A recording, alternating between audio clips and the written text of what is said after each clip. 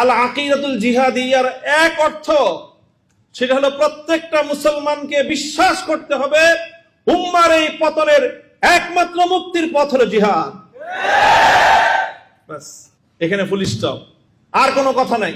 যে উম্মতের এই বিশ্ব ব্যবস্থার করাল থেকে মুক্তির, এই বিশ্ব ব্যবস্থার জাতাকল থেকে মুক্তির, এই বিশ্ব ব্যবস্থার অধীনে পরিচালিত জাতিসংঘ কর্তৃক নিয়ন্ত্রিত শিক্ষা, সংস্কৃতি, অর্থ, সামরিক ব্যবস্থাকে পরাস্ত করে নতুন বিশ্ব ব্যবস্থা গড়ার একমাত্র পথ আত-তারিকুল ওয়াহিদ হুয়াল জিহাদ ফি সাবিলিল্লাহ।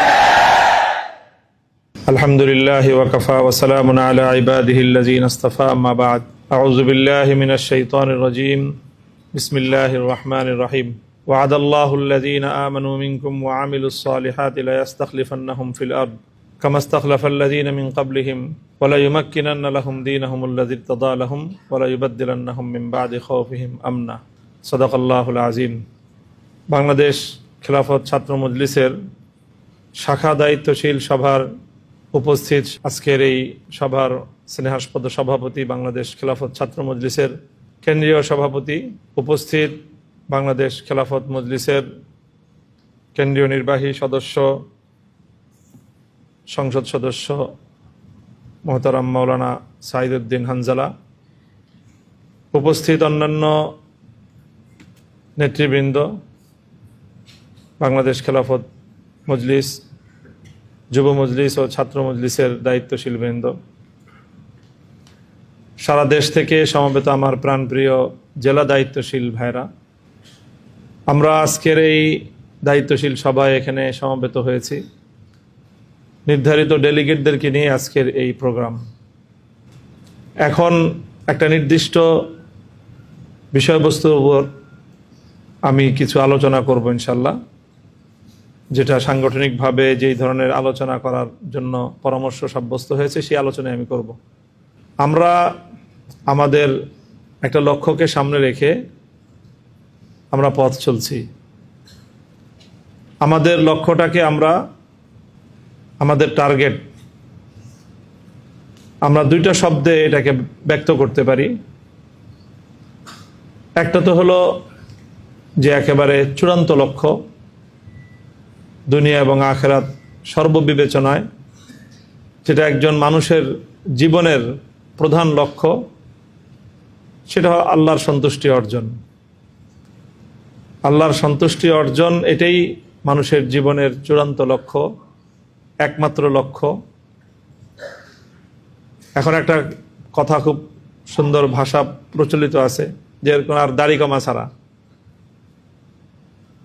তো আল্লাহর সন্তুষ্টি অর্জন এটাই হলো আমাদের মুমিনের জীবনের চূড়ান্ত লক্ষ্য। আল্লাহর সন্তুষ্টি অর্জনের ক্ষেত্রে আমরা যে প্রক্রিয়া অবলম্বন করব, আমাদেরকে যেই পথ চলতে হবে, সেই পথের একটা শেষ গন্তব্য আছে, চূড়ান্ত লক্ষ্য আছে, আর সেই লক্ষ্যটাই হলো খেলাফত প্রতিষ্ঠা। অর্থাৎ আমরা আল্লাহর সন্তুষ্টি অর্জন করতে চাই খেলাফত প্রতিষ্ঠার মাধ্যমে। তো খেলাফত প্রতিষ্ঠা এটা হলো আমাদের চূড়ান্ত টার্গেট। এখন আমরা খেলাফত প্রতিষ্ঠা করব কিভাবে? খেলাফত প্রতিষ্ঠার ক্ষেত্রে আমি দুটো বিষয়ে আজ এই মুহূর্তে আলোচনা করব। প্রথম বিষয় তো হলো যে আমাকে খেলাফত ব্যবস্থা সম্পর্কে ধারণা অর্জন করতে হবে, জানতে হবে যে খেলাফত কি, খেলাফত কাকে বলা হয়। তো এই সম্পর্কে এক দুইটা কথা। খেলাফত কাকে বলা হয়? খেলাফত হলো আল্লাহ প্রদত্ত, কোরআন সুন্নাহ বর্ণিত ইসলামের যে রাজনৈতিক ব্যবস্থা, এটাকেই খেলাফত বলা হয়। ইসলাম আমাদেরকে যে রাজনৈতিক বন্দোবস্ত দিয়েছে, এটা হলো খেলাফত। খেলাফত ব্যবস্থা বর্তমানে আমাদের বিশ্ব ব্যবস্থার মধ্যে যেই রাষ্ট্র বা স্টেট, এই যে ধারণা আছে, এই ধারণার সাথে খেলাফত ব্যবস্থার কিছু মিল আছে, কিছু অমিল আছে। খেলাফত কোনো রাষ্ট্রের নাম নয়, খেলাফত কোনো রাষ্ট্রের নাম নয়। আধুনিক রাষ্ট্রবিজ্ঞানে রাষ্ট্রের যে মৌলিক উপাদানগুলো বলা হয়, রাষ্ট্রের একটা মৌলিক উপাদান আছে, যে উপাদানগুলি দিয়ে রাষ্ট্র গঠিত হয়। তার মধ্যে প্রথমেই হলো একটা ভূখণ্ড, তারপরে হলো একটা সার্বভৌম ক্ষমতা, আর এরপরে নির্দিষ্ট কিছু নাগরিক বা জনসংখ্যা। এই তিনটা জিনিস, এটা হলো একটা রাষ্ট্রের মূল বুনিয়াদ। খেলাফত ব্যবস্থায়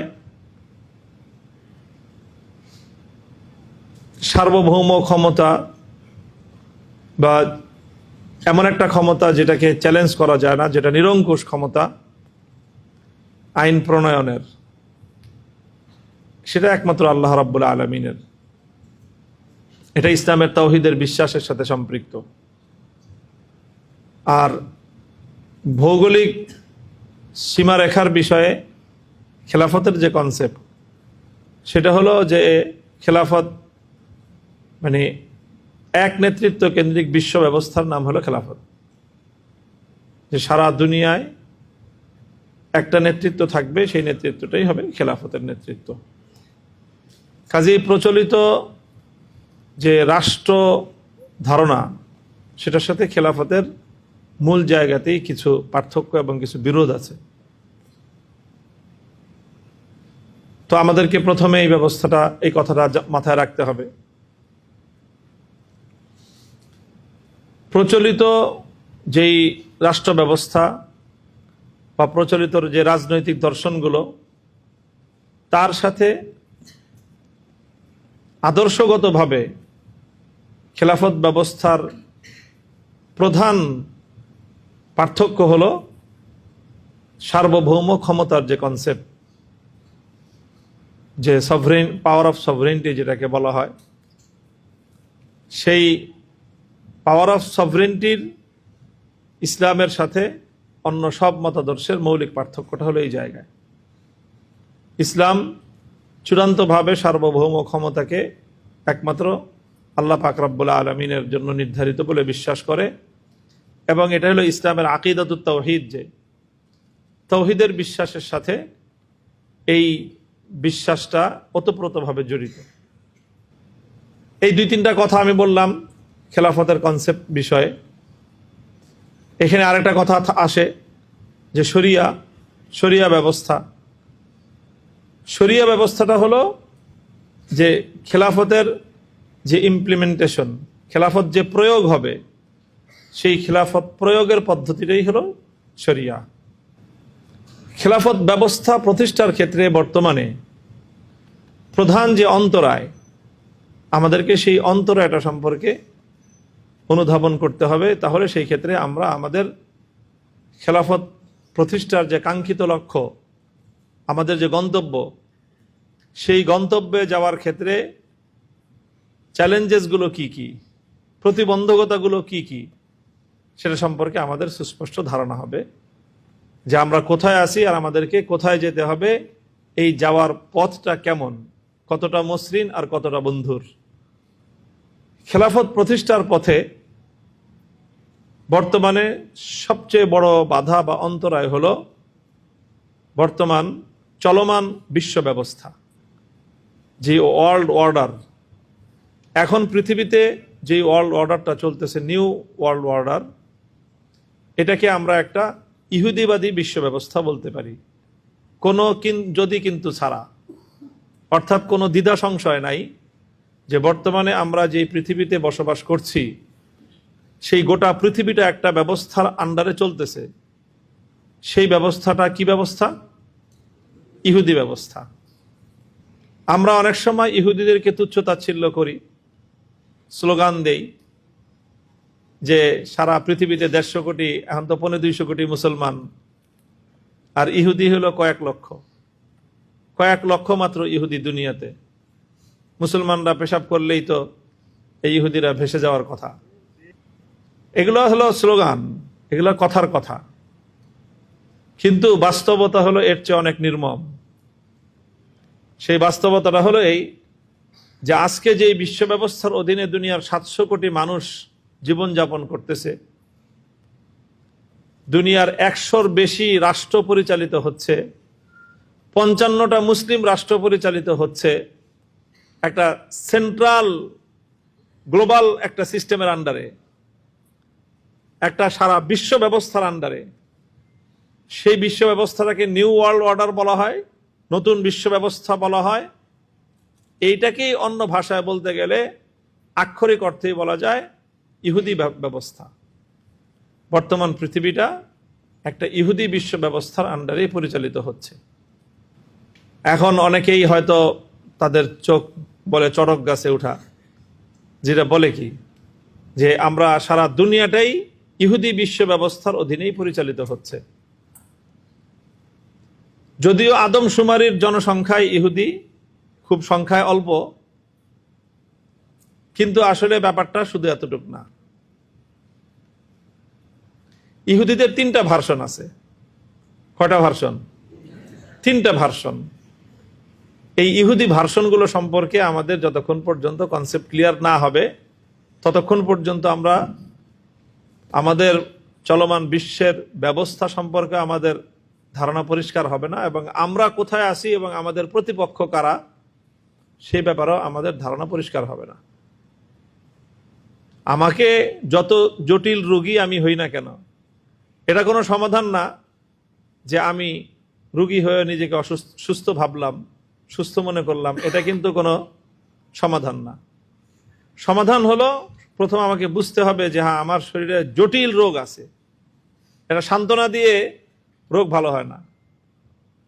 শরীরে যদি ক্যান্সার বাসা বাঁধে, শুনলে খুব খারাপ লাগবে, হতাশা লাগবে, কিন্তু সুস্থ হতে হলে তো প্রথমে জানতে হবে যে হ্যাঁ, ক্যান্সার হয়েছে, তারপরে ক্যান্সারের ট্রিটমেন্ট করতে হবে, এবং ক্যান্সারেরও ট্রিটমেন্ট দুনিয়াতে আছে। কাজেই আমাকে বর্তমানে আমি যেই পরিস্থিতিতে আছি সেই পরিস্থিতিটা আমাকে বুঝতে হবে। এই পরিস্থিতিটা বুঝতে হলে আমাকে বিশ্ব ব্যবস্থাটা সম্পর্কে জানতে হবে। আর বিশ্ব ব্যবস্থার অপর নামই, যেই বিশ্ব ব্যবস্থায় আমরা বর্তমানে চলছি সেটা নিউ ওয়ার্ল্ড অর্ডার বলা হয়। আর নিউ ওয়ার্ল্ড অর্ডারেরই অপর নাম হলো ইহুদি world order, juice world order. একটা ইহুদি বিশ্ব ব্যবস্থার অধীনে আমরা থাকতেছি। প্রশ্ন ছিল ইহুদি বিশ্ব ব্যবস্থা কিভাবে হলো? সেই প্রশ্নের জবাবে আমি কি বললাম? ইহুদিদের 3টা ভার্সন আছে। ইহুদিদের এই 3টা ভার্সন যে বুঝবে সেই সহজেই ক্যাচ করতে পারবে যে বর্তমানে আমরা কিভাবে বিশ্ব ব্যবস্থার অধীনে আছি। ইহুদি 3টা ভার্সন কিভাবে হলো, একটু পিছন থেকে আমি আসি আলোচনাটা হলো পৃথিবীতে 600 খ্রিস্টাব্দে ইসলামের আগমন হয়। রাসূল সাল্লাল্লাহু আলাইহি ওয়াসাল্লাম তিনি 6ষ্ঠ শতাব্দী, ঈসাই 6ষ্ঠ শতাব্দীতে আল্লাহ রাসূল সাল্লাল্লাহু আলাইহি ওয়াসাল্লাম আবির্ভাব হয়, এবং নবীজির আগমনের নবীজির এই মদিনা হিজরতের 30 বছরের মধ্যেই বিশ্ব নেতৃত্ব মুসলমানদের হাতে চলে আসে। 30 বছর না, আরো কম সময়ের মধ্যেই। রাসূল সাল্লাল্লাহু আলাইহি ওয়াসাল্লাম ইন্তেকাল করেন 10ম হিজরিতে। আবু বকর সিদ্দিক রাদিয়াল্লাহু তাআলা 2 বছর, ওমর রাদিয়াল্লাহু তাআলা আনহু 10 বছর, বাস। এরপর ওসমান রাদিয়াল্লাহু তাআলা আনহুর সময়ে, এই সময়টার মধ্যেই সারা দুনিয়াতে মুসলমানদের নেতৃত্ব প্রতিষ্ঠিত হয়ে যায়। এরপরে শত শত বছর পর্যন্ত বিশ্বটা মুসলমানদের নেতৃত্বেই পরিচালিত হয়। অন্য যারা ছিল তারা মুসলমানদেরকে চ্যালেঞ্জ করার মতো কোনো ক্ষমতা, কোনো রাষ্ট্রশক্তি এই বিশ্বতে ছিল না, পৃথিবীতে ছিল না। প্রধান ক্ষমতাগুলো মুসলমানদের হাতে পরাস্ত হয়ে যায়। রোম এবং পারস্য, পৃথিবীর 2 পরাশক্তি সম্পূর্ণরূপে মুসলমানদের কাছে পরাস্ত হয়ে, পারস্যটা তো ভৌগোলিকভাবে ইসলামী রাষ্ট্রের সাথে মিলিত ছিল, এই জন্য তার সম্পূর্ণ পতন ঘটে এবং ইসলামী রাষ্ট্রের মধ্যে বিলীন হয়ে যায়।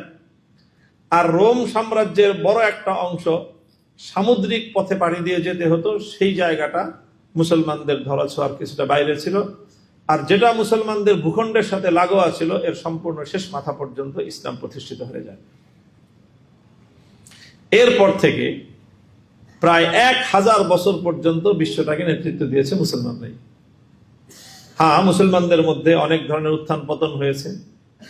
মাঝখানে অল্প কিছু সময়ের জন্য তাতারিরা, মঙ্গল, এদের একটা আধিপত্য দুনিয়াব্যাপী চলেছে। মুসলমানদের খেলাফতের প্রাণ কেন্দ্র বাগদাদ পর্যন্ত তাদের হাতে ধ্বংস হয়েছে।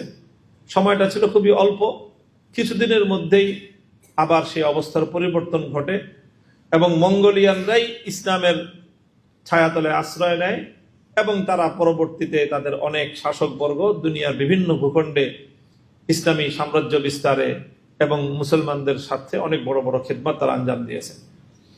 তো এই যে 1000 বছর মুসলিম বিশ্ব, মানে এই বিশ্ব ব্যবস্থাটা ছিল মুসলমানদের দেওয়া বিশ্ব ব্যবস্থা। এই সময়টায় পৃথিবীর বড় একটা ভূখণ্ডে খ্রিস্টানদের রাজত্ব ছিল, খ্রিস্টানদের আধিপত্য ছিল, যদিও ইসলামের মোকাবেলায় সেটা শক্তি খুব ক্ষুদ্রই ছিল। এই সময়টায় ইহুদিদের যদি সেই 1000 বছরের ইতিহাস পড়া হয়, তাহলে দেখা যাবে ইহুদিরা ব্যাপকভাবে খ্রিস্টানদের দ্বারা নিগৃহীত হতো। ইহুদিদেরকে খ্রিস্টানরা, যেটাকে বলি আমরা, গণহত্যা পরিচালিত করত, একেবারে কোনো ধরনের বাছ বিচার ছাড়া। ইহুদিদেরকে পাইলেই হলো খ্রিস্টানরা ইহুদিদেরকে কচুকাটা কাটত। কেন কাটত? কারণ ইহুদিদের সাথে খ্রিস্টানদের বিরোধটা ছিল এরকম দা কুমড়ার বিরোধ, এবং দা কুমড়ার বিরোধ হওয়াটাই স্বাভাবিক। কারণ তাদের যে ধর্মীয় বিশ্বাস, খ্রিস্টানদের ধর্মীয় বিশ্বাস হলো তাদের নবী ঈসা আলাইহিস সালাম তিনি আল্লাহর সন্তান।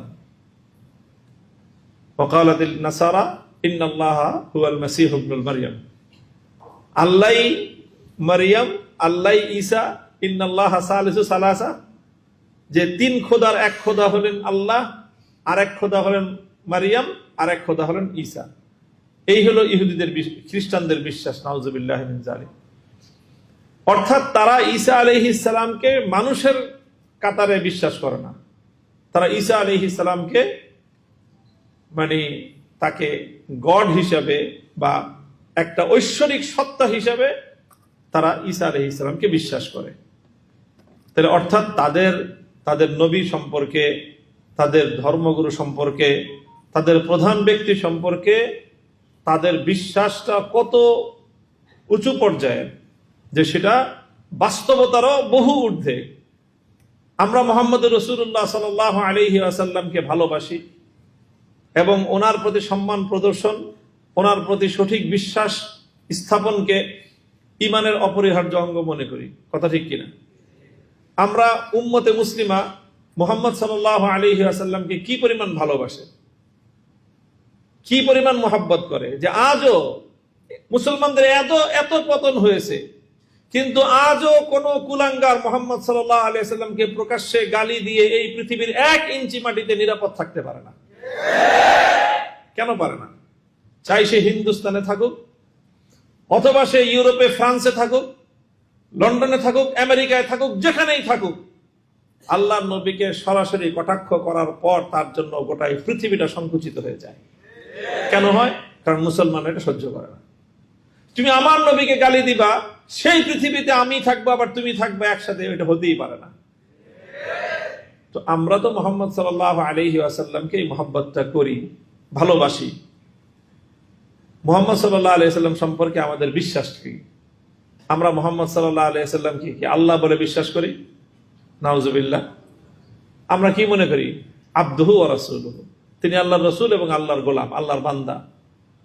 তো আমরা আমাদের নবীকে আল্লাহর বান্দা বিশ্বাস করেই যদি হয় আমাদের এই অবস্থা, যে আমাদের নবীর সম্পর্কে কোনো কটূক্তি আমরা বরদাস্ত করতে পারি না, নামাজ পড়ে না কিন্তু আল্লাহর নবীর মহব্বত এই পরিমাণ এক একজন ইমানদারের অন্তরে, যে নবীকে গালি দিলে নিজের জীবনকে ঝুঁকির মুখে ফেলেও নবীর বিদ্বেষীকে, নবীর কটাক্ষকারীকে, তাকে প্রতিশোধ গ্রহণ করার জন্য লক্ষ কোটি মুসলমান প্রস্তুত। তো সেখানে খ্রিস্টানরা তাদের নবীকে তো শুধু নবী না, তারা তাদের নবীকে আল্লাহর বান্দা না, বরং আল্লাহর অংশ এবং আল্লাহর সত্তা হিসেবে বিশ্বাস করে। তাহলে তাদের নবীর ব্যাপারে, ঈসা আলাইহিস সালামের ব্যাপারে, হযরত মারিয়ামের ব্যাপারে তাদের ভক্তি এবং বিশ্বাসের মাত্রাটা কত ঊর্ধ্বে। যদিও এটা ভুল, সম্পূর্ণ ভ্রান্ত চিন্তা, শিরকি চিন্তা, কিন্তু চিন্তাটা তো তাদের এমনই। আর এই ঈসা আলাইহিস সালাম এবং মারিয়াম আলাইহিস সালামের ব্যাপারে ইহুদিদের বিশ্বাসটা কি? নাউযুবিল্লাহি মিন যালিক। ইহুদিদের জঘন্য বিশ্বাস, এটা মুখে আনার মতো না। তারা হযরত মারিয়াম আলাইহিস সালামের উপরে কি অপবাদ দেয়? যে ব্যভিচারের অপবাদ দেয়, এবং সেই ব্যভিচারের ফসল বলে ঈসা আলাইহিস সালামকে। নাউযুবিল্লাহি মিন যালিক। তাহলে আমাদের নবী সাল্লাল্লাহু আলাইহি ওয়াসাল্লাম সম্পর্কে এই ধরনের ধারণার 100 ভাগের 1 ভাগ যদি কেউ কটূক্তি করে, তাহলে তো আমরা জিভ টেনে ছেড়ে ফেলে দিই। তাহলে খ্রিস্টানদের নবী সম্পর্কে ইহুদিদের বিশ্বাস হলো নাউজুবিল্লাহ যে তিনি ওয়ালাদুজ্জিনা। তাহলে কত ভয়ঙ্কর বিষয় ইহুদি এবং খ্রিস্টানদের বিরোধটা। হ্যাঁ, পৃথিবীতে এই কোন ধর্মীয় বিরোধ, ইহুদি এবং খ্রিস্টানদের মধ্যে বিশ্বাসগত যেই বিরোধ, এত ভয়ঙ্কর বিরোধ পৃথিবীর আর কোন দুই ধর্মের মধ্যে নাই। আর কোন দুই ধর্মের মধ্যে এইরকম মারাত্মক এত ভয়ঙ্কর বিরোধ নাই যে একদিকে এক ধর্মের বিশ্বাসীরা একজনকে আল্লাহ হিসেবে বিশ্বাস করতেছে, গড হিসেবে বিশ্বাস করতেছে, খোদা হিসেবে বিশ্বাস করতেছে, অপরদিকে আরেক দল মানুষ তাদের সম্পর্কে এই নিকৃষ্টতম বিশ্বাস তারা স্থাপন করতেছে। তো তাদের মধ্যে খুনাখুনি হবে না, তো তা কাদের মধ্যে হবে? তো স্বাভাবিকভাবে এই জন্য খ্রিস্টানরা ইহুদিদেরকে দেখলে তাদেরকে হত্যা করাটাকে তাদের জীবনের সবচেয়ে বড় পুণ্যের কাজ মনে করত। এবং এইটা একদিন দুই দিন না, 1000 বছরের ইতিহাস খ্রিস্টানদের ইতিহাস। তো এইভাবেই এই 1000 বছরের ইতিহাস তালাশ করলে দেখা যাবে যে পৃথিবীতে ইহুদিরা কিভাবে ছিল। পৃথিবীতে ইহুদিরা মুসলমানদের প্রোটেকশনে থাকতো, অর্থাৎ মুসলমানদের আশ্রয়ে থাকতো। কারণ মুসলমানরা ধর্মীয় নিরাপত্তা দেওয়া, জাতি ধর্ম বর্ণ নির্বিশেষে সকলের যে নাগরিক অধিকার, ধর্মীয় স্বাধীনতা, ধর্মীয় আচার অনুষ্ঠানের যে স্বাধীনতা, ধর্মীয় বিশ্বাসের স্বাধীনতা, এগুলো তো ইসলামের মূল দর্শনের মধ্যেই আছে। কাজেই মুসলিম সালতানাতের মধ্যে, ইসলামী খেলাফতের শাসনামলে ইহুদিদেরকে মুসলমানরা প্রোটেকশন দিয়ে রাখতো খ্রিস্টানদের হাত থেকে বাঁচার জন্য। এই ছিল 1000 বছরের প্রায় আনুমানিক ইতিহাস। ইহুদিরা সেই সময়টায়, সেই শুরু থেকেই তারা 2টা প্রকল্প শুরু করেছিল। একটা প্রকল্প হলো যে তারা খ্রিস্টানদের মধ্যে তারা তাদের ছদ্ম পরিচয়ে, তাদের মুখোশের আড়ালে অনুপ্রবেশ করা, অর্থাৎ খ্রিস্টানদের মধ্যে ইহুদি বিশ্বাসের, ইহুদি ধর্মের একটা গোপন একটা মিশন পরিচালনা করাটা, এটা ছিল ইহুদিদের একটা দীর্ঘ মেয়াদী তাদের একটা মিশন। সেই মিশন অনেক লম্বা ইতিহাস। তারা খ্রিস্টানদের মধ্যে ঢুকেছে, আসলে ছিল ইহুদি, কিন্তু মুনাফিক খ্রিস্টান হয়েছে। তারা খ্রিস্টান হয়ে খ্রিস্টানদের মধ্যে ঢুকে গেছে। ঢুকে গিয়ে দীর্ঘদিনের মধ্যে একটা পরিকল্পনার অধীনে দীর্ঘ অধ্যবসায়ের মাধ্যমে খ্রিস্টানদের মধ্যে ইহুদিরা একটা নতুন ধারার সূচনা করেছে। সেটা হলো যে প্রোটেস্টান্ট নামে একটা খ্রিস্টান আছে। প্রোটেস্টান্ট যে খ্রিস্টানদের গ্রুপটা, এই গ্রুপটা হলো আসলে ক্রিয়েটেড বাই জুডিস। অর্থাৎ এই পুরো প্রোটেস্টান্ট নামে যেই খ্রিস্ট অংশটা আছে, এটা আসলে মুনাফিক ইহুদি। এই সম্পূর্ণ খ্রিস্টানদের এই প্রোটেস্টান্ট অংশটাই ক্যাথলিকদের বাইরে খ্রিস্টানদের যেই মূল ধারা, একটা ধারা, এটাকে বলা হয়, তারা প্রোটেস্টান্ট বলে। এই প্রোটেস্টান্ট ধারাটাই হলো আসলে মূলত, এরা আসলে খ্রিস্টান না, এরা হলো আসলে মুনাফিক ইহুদি। এরা খ্রিস্টানদের রূপে খ্রিস্টানদের মধ্যে তাদের সম্প্রসারণ ঘটিয়েছে। ঠিক একই কাজ খ্রিস্টান ইহুদিরা করেছে মুসলমানদের মধ্যেও। মুসলমানদের ইতিহাস আমরা জানি, সাবাই চক্র শুরু হয়েছিল। সেই যে হযরতে ওসমান রাদিয়াল্লাহু তাআলা আনহুর শাহাদাত থেকে শুরু করে মুসলমানদের মধ্যে হযরত আলী রাদিয়াল্লাহু তাআলা আনহুর যুগে যে যুদ্ধগুলো হলো, জঙ্গে জামাল, জঙ্গে সিফফিন, এগুলোকে কেন্দ্র করে মুসলমানদের মধ্যে দুইটা বিভক্তি তৈরি করে দিয়ে খারেজি নামে একটা সম্প্রদায় মুসলমানদের মধ্যে মাথাচাড়া দিয়ে উঠলো, এবং পরবর্তীতে ইসলামের মধ্যেও বড় ধরনের একটা বিভক্তি তারা তৈরি করলো এবং মুসলমানদেরকে মোটা দাগে সারা পৃথিবীর মুসলমানদেরকে দুই ভাগে ভাগ করলো, একটা হলো শিয়া আর একটা হলো সুন্নি। ঠিক মুসলমানদের মধ্যে শিয়া সুন্নি যে বিভক্তিটা, খ্রিস্টানদের মধ্যে ক্যাথলিক এবং প্রোটেস্ট্যান্ট ঠিক একই দুইটা ভাগ তাদের মধ্যে। খ্রিস্টানদের মধ্যে মুসলমানদের মধ্যে শিয়া সুন্নি বিরোধটা সম্পূর্ণরূপে ইহুদিদের দ্বারা তৈরি, এই বিরোধটা। এবং তারা তৈরি করেছে কিভাবে? আব্দুল্লাহ ইবনে সাবা, সে ইহুদি, সে মুসলমান হয়েছে, আসলে মুসলমান হয় নাই, সে ছিল মুনাফিক। মুনাফিক হয়ে সে মুসলমান সেজেছে, এবং শুধু সে একা নয়, তার নেতৃত্বে অনেক বড় একটা ইহুদিদের, তারা বুদ্ধিজীবী ইহুদিদের দল, সুশিক্ষিত মানে শিক্ষিত উচ্চ শিক্ষিত ইহুদিদের দল, তারা ইসলামের ধর্ম পরিচয় ধারণ করেছে। এবং ইসলামের ধর্ম পরিচয় ধারণ করে ইসলামের মধ্যে তারা নিজস্ব একটা বলয় তৈরি করেছে, একটা গ্রুপ তৈরি করেছে। এবং সেই গ্রুপ তারা সুকৌশলে সাহাবীদের মধ্যে কারো কারো নামের প্রতি তাদের বিশ্বাসকে তারা হাইলাইট করেছে। এর মধ্যে সবচেয়ে সেনসিটিভ যে ইস্যুটাকে তারা নিজেদের ঢাল হিসেবে ব্যবহার করেছে, সেটা হলো আহলে বাইতের প্রতি মহব্বত, ভালোবাসা। আল্লাহ রাসূল সাল্লাল্লাহু আলাইহি ওয়াসাল্লামের পরিবারের প্রতি ভালোবাসার এই নামের এবং এই স্লোগানের অন্তরালে তারা মুসলমানদের মধ্যে বিশাল এক বিভক্তি তৈরি করে দিয়েছে। আজ প্রায় 1400 বছর পরেও মুসলমানরা সেই বিভক্তির হাত থেকে রক্ষা পায় নাই, এবং এখনো মোটা দাগে মুসলমানরা দুই ভাগে বিভক্ত। সেটা হলো কি? শিয়া সুন্নি। মুসলমানদের মধ্যে আর যত বিরোধ আছে, কোন বিরোধী এত জটিল বিরোধ না শিয়া সুন্নি বিরোধ। তো যত বিরোধ, আমরা বাংলাদেশে থাকি, আমরা মনে করি শিয়া কয়টা আছে? শিয়া আমাদের কাছে খুব ছোট্ট সম্প্রদায় মনে হয় না? এত ছোট না। সারা দুনিয়ার মুসলমানদের পরিসংখ্যান দেখলে মিডল ইস্টে, ইরাকে, ইরানে শিয়া সংখ্যাগরিষ্ঠ। খোদ সৌদি আরবে শিয়াদের বিশাল, প্রায় তোমার 30% হলো সৌদি আরবের শিয়া। যাই হোক, মূল কথাটা হলো যে ইসলামের মধ্যে যেরকম তারা দুইটা ধারা তৈরি করেছে, খ্রিস্টানদের মধ্যে ইহুদিরা কয়টা ধারা তৈরি করেছে? দুইটা ধারা তৈরি করেছে। একটা ধারা হলো আসলে মূলত তারা খ্রিস্টান না, মূলত তারা ইহুদি। হ্যাঁ, ইহুদিরা, তারা যে ইহুদি এটা হয়তো তাদের মানে সাধারণ অনুসারীরা অনেকে বুঝতে পারে না যে আসলে তারা ইহুদি, কিন্তু তাদের মূল বিশ্বাসের মধ্যে এমন পরিবর্তন এনেছে যে ওই খ্রিস্টানরাই এখন ইহুদিদের এজেন্টে পরিণত হয়েছে, এবং ইহুদিদের তারা এজেন্ডা বাস্তবায়ন করে, এবং ইহুদিদেরই তারা দুনিয়াতে লাঠিয়াল হিসেবে তারা ব্যবহৃত হয়। এবং বর্তমানে দুনিয়া যে খ্রিস্ট জগৎ, এই খ্রিস্ট জগতের মধ্যে প্রধান ধারাই হলো সেই ইহুদি ধারা, যেটা প্রোটেস্ট্যান্টরাই হলো বর্তমান খ্রিস্টানদের বিশ্বকে নেতৃত্ব দেয়।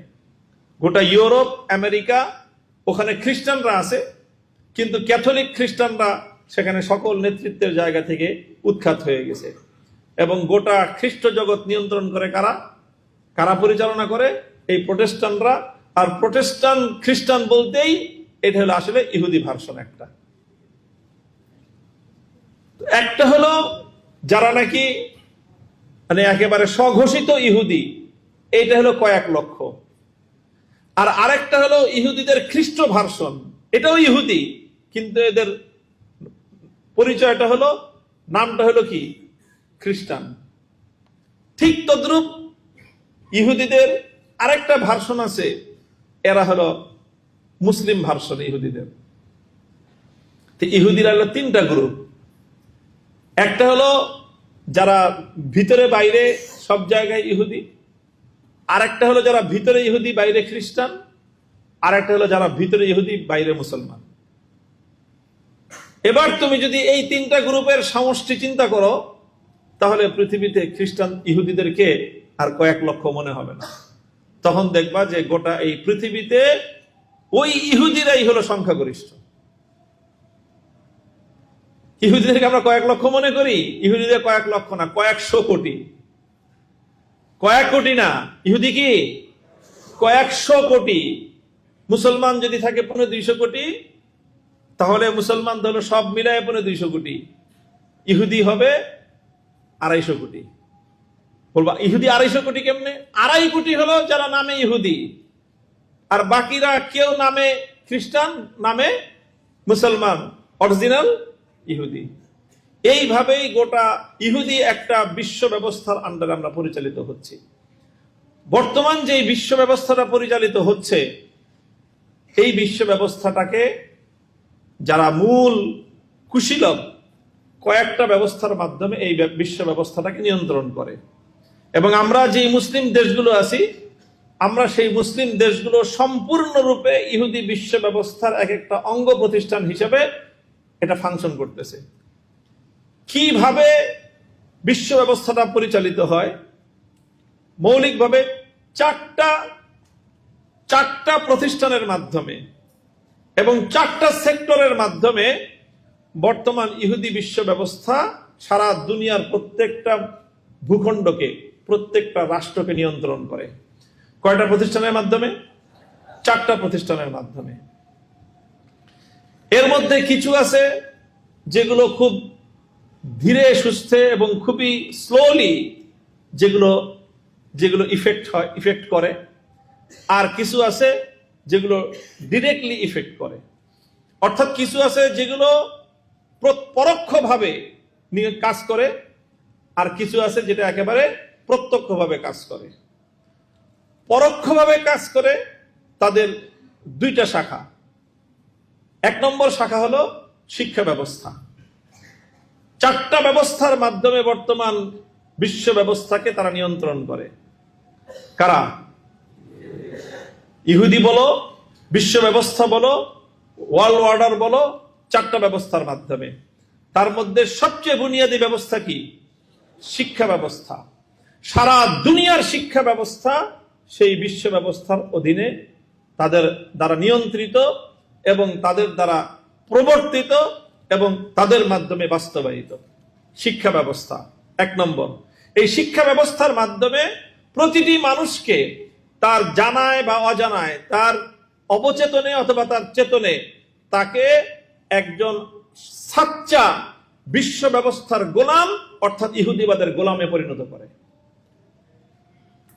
তুমি দেখতেছো অনেক বড় তোমার দেশের কর্মকর্তা, তুমি দেখতেছো সে তোমার দেশের অনেক বড় একজন ব্যক্তি, অনেক প্রভাবশালী ব্যক্তি, এবং অনেক সময় সে ইসরায়েলের বিরুদ্ধে অনেক বড় বড় কথা বলতেছে, কিন্তু আদতে সে জানেও না যে সে একজন বিশ্ব ব্যবস্থার একজন কৃতদাস এবং ইহুদি ব্যবস্থার একেবারেই আক্ষরিক অর্থেই সে সেবাদাস, সে আর কিছুই না।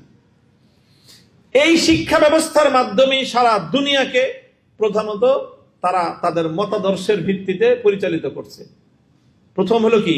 শিক্ষা ব্যবস্থা। দ্বিতীয় নম্বর আরেকটা এটার পাশাপাশি, সেটা হলো সারা দুনিয়ার যে শিক্ষার পরে যে জিনিসটা থাকে মানুষের চিন্তা চেতনা গঠনের করার জন্য, সেটা সাংস্কৃতিক জগৎ। এই সারা দুনিয়ার সাংস্কৃতিক জগৎটাকেও তারা নিয়ন্ত্রণ করে মিডিয়ার মাধ্যমে। এটাকে আমরা বলতে পারি দ্বিতীয় ব্যবস্থা হলো মিডিয়া। তৃতীয় যে ব্যবস্থার মাধ্যমে তারা গোটা বিশ্বকে নিয়ন্ত্রণ করে, সেটা হলো সারা দুনিয়ার অর্থ ব্যবস্থা। সারা দুনিয়ার অর্থ ব্যবস্থা যদি তোমরা চিন্তা করে দেখো, এগুলো আরো লম্বা আলোচনার সময়, যে সারা দুনিয়ার আর্থিক ব্যবস্থাপনা সম্পূর্ণরূপে তাদের হাতে কুক্ষিগত। তোমার বাংলাদেশের আজকে টাকার মূল্য কত জানো? আজকে তোমার বাংলাদেশের টাকার মূল্য হলো তত ডলারের বিনিময়ে তুমি যত টাকা পাও, সেটা হলো তোমার টাকার মূল্য। আজকে যদি তোমার বাংলাদেশের টাকার মূল্য 125 টাকায় $1, কালকে যদি হয়ে যায় 250 টাকায় কালকে যদি হয় 250 টাকায় $1, তাহলে আজকে তোমার টাকার যা মূল্য, কালকে তোমার টাকার মূল্য তার থেকে অর্ধেক। আবার যদি তোমার টাকার মূল্য হয়ে যায় যে তুমি 125 টাকায় $1 না, তুমি যদি 72 টাকায় $1 পাও, 62 টাকায় $1 পাও, তাহলে তোমার টাকাটা আগামীকালকে দ্বিগুণ হয়ে গেল এর মূল্য। তাহলে তোমার টাকার মূল্য কত? ডলারের বিনিময়ে তুমি যত টাকা পাবা। রিয়ালের মূল্য কত? ডলারের বিনিময়ে যতগুলি রিয়াল পাওয়া যাবে। দিনারের মূল্য কত? ডলারের এগেনিস্টে যত দিনার পাওয়া যাবে। রুপির মূল্য কত? ডলারের বিনিময়ে যত রুপি পাওয়া যাবে। তাহলে সারা দুনিয়ার সমস্ত মানুষের, সমস্ত রাষ্ট্রের সকল অর্থের মূল্য কিসের বিনিময়ে? ডলারের বিনিময়ে। ডলার কাদের? ডলারের মালিক কারা? অনেকে মনে করে ডলারের মালিক হলো আমেরিকা। না, ডলারের মালিক আমেরিকা রাষ্ট্র না।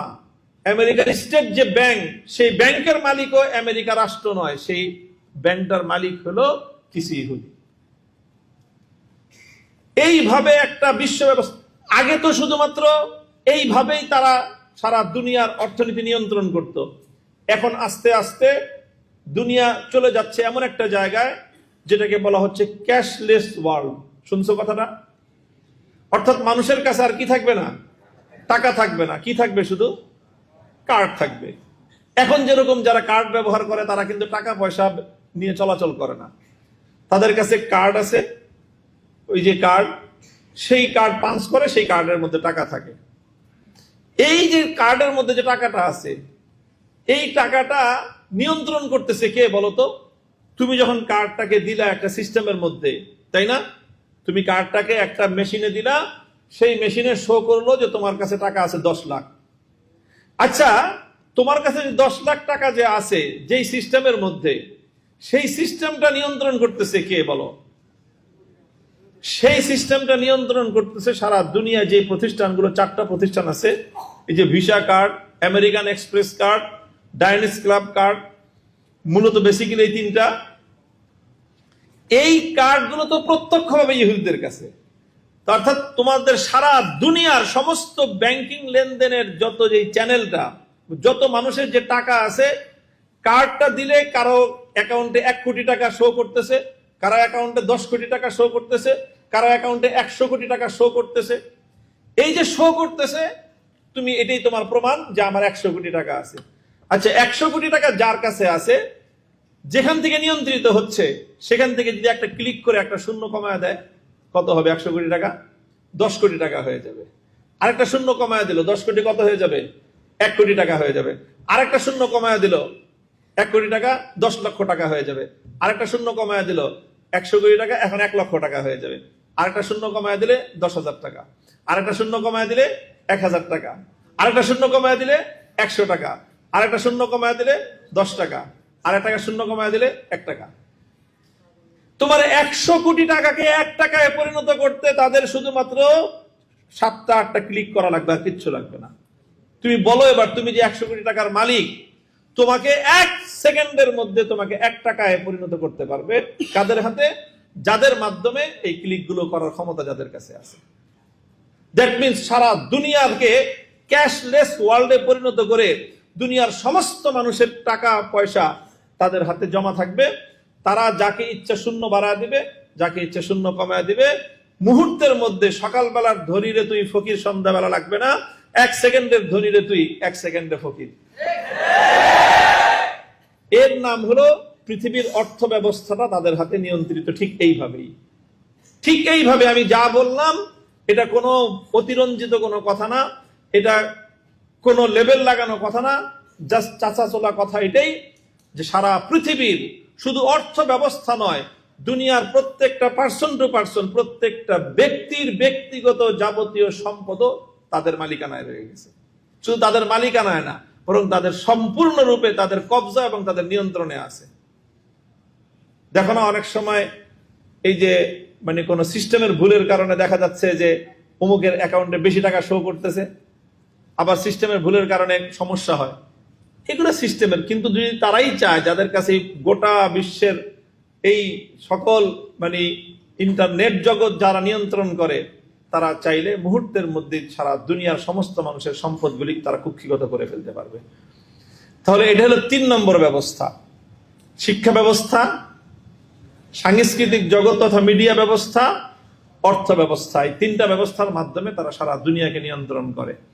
আর এই 3 ব্যবস্থাকে যদি কেউ, 3টা ব্যবস্থাকেই যদি কেউ পরাস্ত করে দেয়, যে আমরা তাদের শিক্ষা ব্যবস্থায় আমাদের লোকজন তাদের সেই ব্রেন ওয়াশটা নিল না, তাদের মিডিয়াকে তোয়াক্কা করলো না, তাদের অর্থ ব্যবস্থাকে ছুড়ে মারলো, তাদের অর্থ ব্যবস্থার দ্বারা নিয়ন্ত্রিত হলো না, এই 3টা ব্যবস্থা যদি কোথাও কিছুটা ব্যর্থ হতে থাকে, তখন তাদের চতুর্থ যে ব্যবস্থাটা ছিল সামরিক ব্যবস্থা। সারা দুনিয়ার প্রত্যেকটা দেশের সামরিক বাহিনী নিয়ন্ত্রিত বিশ্ব ব্যবস্থার মাধ্যমে। তোমার বাংলাদেশের সামরিক যত সক্ষমতাটা, সামরিক পাওয়ার, যেটা ফুল সামরিক পাওয়ারটা বিশ্ব ব্যবস্থার অধীনে পরিচালিত হয়। এই বিশ্ব ব্যবস্থা তোমার সামরিক ব্যবস্থাকে দিয়ে মুহূর্তের মধ্যে চাইলে তোমার বিরুদ্ধে অ্যাকশন নেওয়াইতে পারে। ধরে নাও তোমার একটা ভাই পুলিশ, ধরে নাও এখন তোমার নামে একটা মামলা হয়েছে, তুমি যেই থানায় তোমার বাসা, সেই থানায় তোমার ভাইয়ের পোস্টিং হয়েছে, তিনি ওই থানার ওসি। এবার বলো যে তোমাকে এই মামলায় অ্যারেস্ট করবে কে? কে করবে? তোমার ভাই তোমাকে অ্যারেস্ট করবে, এবং সে অত্যন্ত নৈতিক কারণে এই কাজটা করবে। তুমি আমার ভাই হইতে পারো, কিন্তু আমি দায়িত্বের খাতিরে আমানতদার। ঠিক তোমার ভাই যেরকম তোমাকে, তোমার থানার পুলিশের ওসি হলে, থানার ওসি হলে, তোমার বিরুদ্ধে মামলা হলে সে তোমাকে অ্যারেস্ট করে নিয়ে যাবে।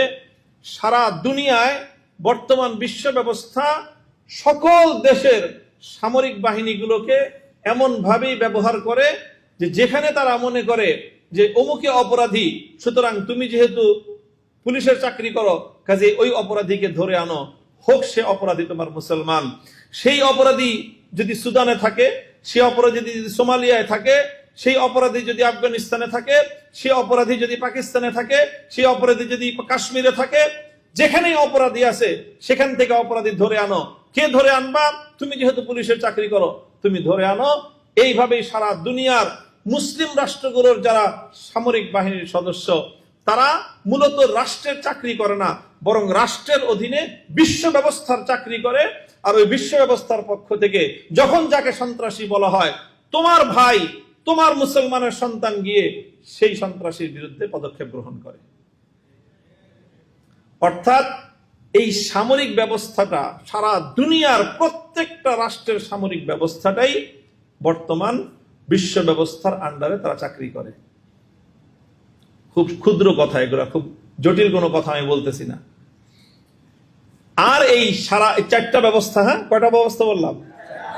এই 4টা ব্যবস্থাকে নিয়ন্ত্রণ করার জন্য বিশ্ব ব্যবস্থার, অর্থাৎ ইহুদি ব্যবস্থার একটা প্রত্যক্ষ কার্যালয় আছে।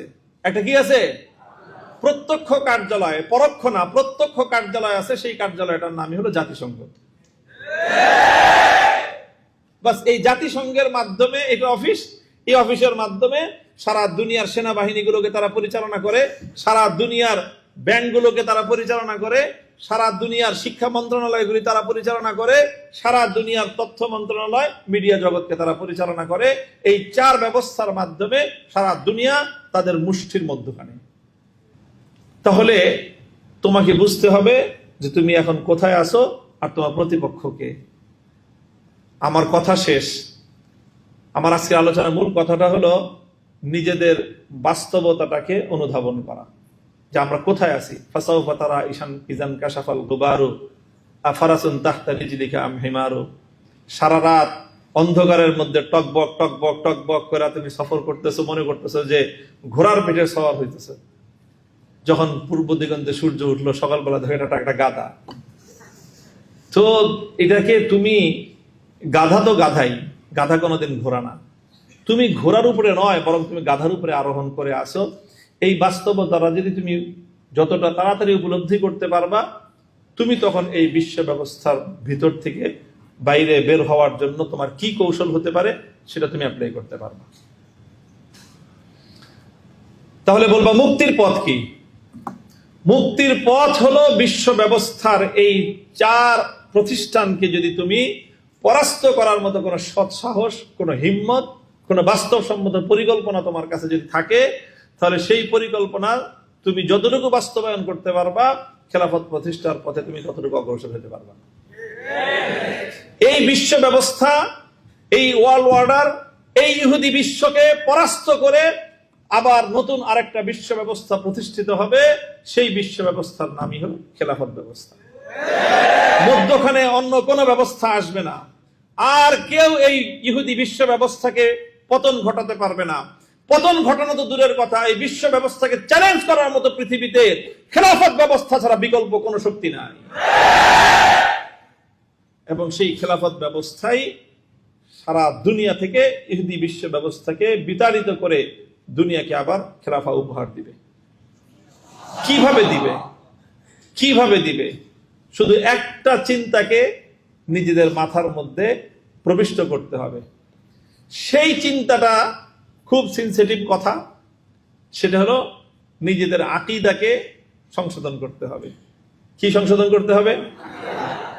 আকীদা বললেই তো কিছু মানুষ মনে করে যে সালাফিরা যে আকীদা শিখায়, তাওহীদের আকীদা, আমি জানি না যে এই পর্যন্ত এই আকীদার মধ্যে তেমন কোনো পার্থক্য সালাফি, হানাফি, শাফি, হাম্বলি, মালিকি আকীদা নিয়ে যে এত গর্জন আর এত আলোচনা, কি আলোচনা! শেষ পর্যন্ত আলোচনায় গিয়ে তারা আল্লাহকে আরশে আছে, আল্লাহ সব জায়গায় আছে, এরকম এমন কিছু সূক্ষ্ম আলোচনার মধ্যে গিয়ে তারা আকীদাকে ঢুকায়। এইরকম আকীদার সংশোধন নয়।